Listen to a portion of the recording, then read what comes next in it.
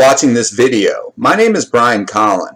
I'm starting a series of tutorials on how to write a research paper from picking an idea of interest to you all the way to finalizing your conclusion and putting your paper in APA format. Before we get started, I wanted to show you this practice test I made using the Learn My Test study tool with content from my other YouTube videos. You can enter in and define key terms that you are expected to know on your test and organize them into categories that make sense to you.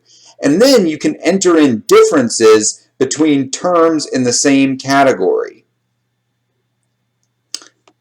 I can take a test using the information that I've entered in.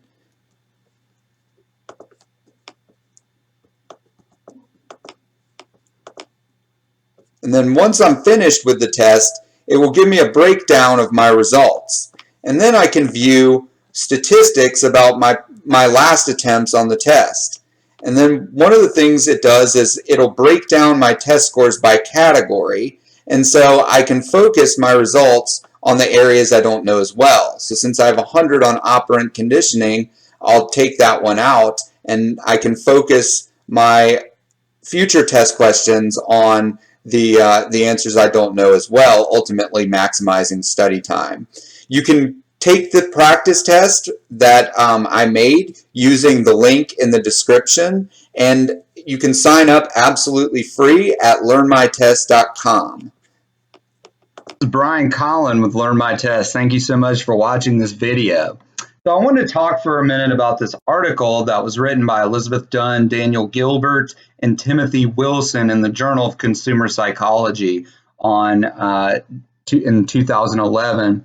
And one of the things it talks about is, there's a common knowledge in positive psychology that once basic needs are met, your income is not associated with happiness. So let's just say you need $60,000 where you live to afford food, water, shelter, all the basic things you need. Making anything over that is not associated with happiness. So if you made $65,000 and $90,000, on average, the $65,000 person wouldn't be any less happy than the person that made $90,000.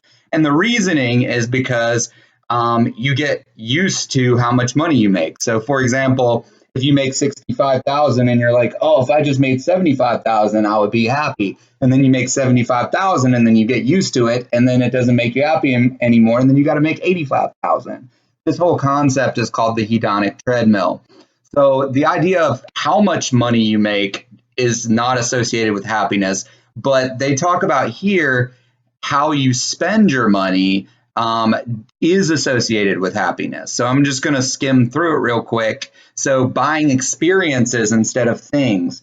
And I think we think like buying that expensive flat screen or buying that new laptop or buying that new car, those types of things will make us happy. But the reality is we get used to having those things, just like our income. So once you buy that new car, after a while, that new car doesn't really make you happy anymore. And so that's one of the things like they talk about is instead of buying material things, buy experiences, because those things tend to make us more happy than just buying material goods, right? So helping others instead of yourself. So doing for others makes you happy. And that's one thing that we're learning in psychology, that when you do kind things to other people, it actually makes you feel better than the person who's on the receiving end of that gift. And so people who spend more money on others tend to be more happy. So if you want to be happier, spend your money on others. So one of the things they talk about here is buying many small pleasures instead of fewer bigger ones. And so the reason for that is abstaining over a short, being able to have small pleasures is possible throughout the day, right? But if you look forward to this huge vacation and you spend all this time on this long vacation that lasts 2 weeks, what happens when you get back from vacation? You go through this period where you feel down and you're trying to readjust back. The other thing too is they talk about eating cookies. So they say if you think of like taking a bite out of something that you really, really like your favorite food. So let's just say it's cookies. Eating a 6-ounce cookie makes you no happier than eating a 12-ounce cookie. And if you eat that 12-ounce cookie all at once, or eat two 6-ounce cookies, the 6-ounce cookies make you the two 6-ounce cookies make you happier than eating the 12-ounce.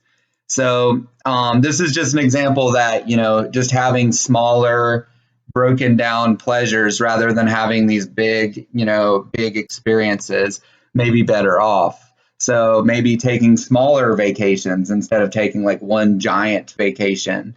So insurance, buying less insurance. So if you think about insurance, insurance is spending money on something in case something bad might happen. Now, I'm not sitting here telling you, I'm not a financial expert. I'm not anything like that. So I don't want to advise you not to buy insurance. Like, obviously, I have car insurance. You need insurance for certain things. You need health insurance, but buy the least amount of insurance you can, because honestly, you're investing in something bad happening to you. And the reality is, investing in that bad thing, when that bad thing does happen, the insurance isn't always as helpful as you thought it would be. So that's just one thing. Happier people buy less insurance.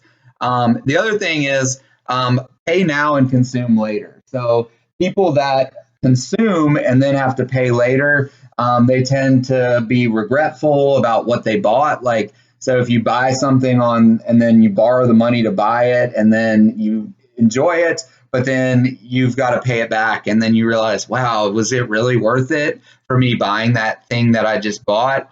Versus if you go ahead and pay for everything now, and then you're like, oh, everything's paid for. Now I can just sit back and enjoy it. I don't have to worry about the money part of it.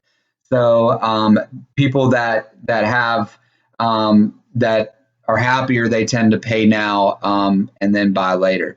And then one of the things is that, people don't really, when they buy things, they don't think about what will make them happy. Like, for example, they talk about a football game where football fans think, oh my God, like, I'm going to be so happy if we win this game, or if my team wins this game. And then in reality, the next day, it doesn't really make them as happy as they thought it would, right? So that's one of the things, like, think about what makes you happy. Like, I think sometimes we have these ideas of happiness in our head, but it's not exactly reality. So the other thing is comparison shopping. So that's where we get stuck there, in that we're not thinking about things that make us happy. Like, we're looking at cars and we're looking at, okay, well, this car has this feature that starts the car with my keychain, and this car doesn't. And so you get into picking things that don't really matter to your happiness when you're comparison shopping.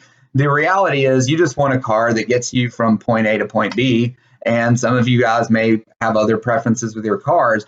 But when you do think about that, think about what aspects of that thing you're buying is going to make you happy, rather than trying to compare different products and try to get the most features out of one product, because ultimately it doesn't matter.